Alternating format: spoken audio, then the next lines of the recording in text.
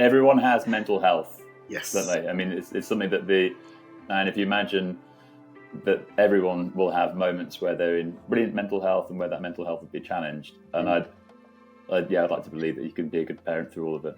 Everybody aspires to be the perfect parent, just like we said earlier on. The narrative I think we were just growing up with is that you can't be perfect and have mental health issues. Well, actually, you can. Your child's going to see you as perfect anyway.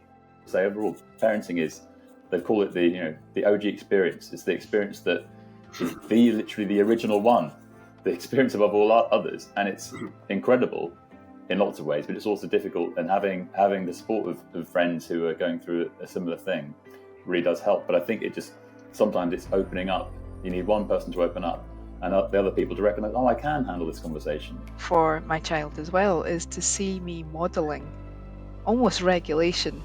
I will take, when it's getting a bit overwhelming, I will say to my partner, I'm going to take 20 minutes, I'm going to take half an hour because I can feel myself getting really upset, or I can feel myself getting stressed here.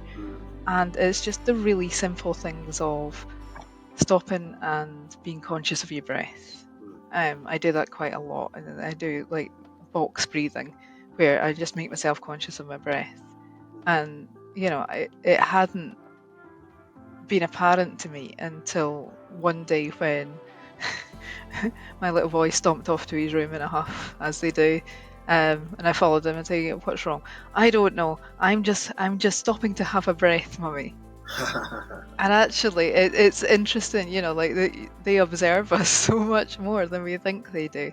When we think about parenting, I like to kind of acknowledge that we can do the important things first, and sometimes we don't have the bells and whistles, and that's fine, because some days we can, and those things aren't the fundamental things that make children thrive. It's actually the normal things that we do on a day-to-day basis, just to show them that we're being attentive.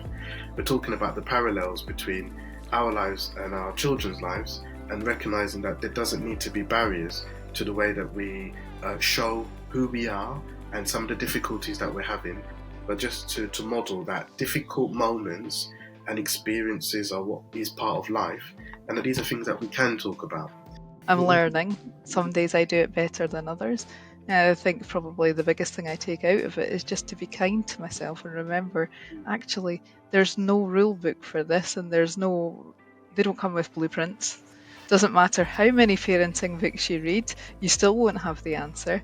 And as I say, that sort of feeling of, okay, today didn't go great, we just try again tomorrow, is again a good model for a child, I think. Yeah, no, I agree.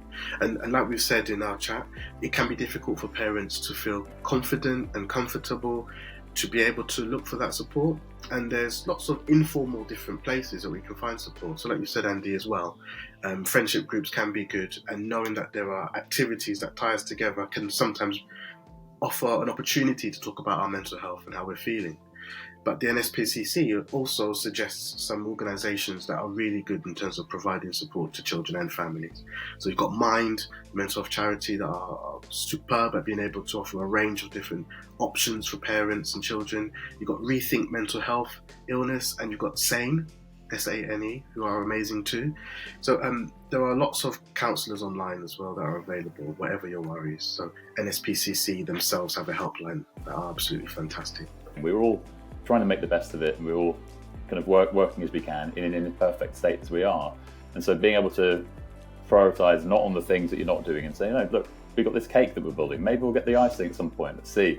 But making sure that you're not just overlooking the good things you're doing and being grateful for that and concentrating on it, and knowing that's what really is going to be the thing that our children are grateful for. Even if we could pretend that we were perfect, we shouldn't, because it's not good parenting, because there's no perfect person on the planet.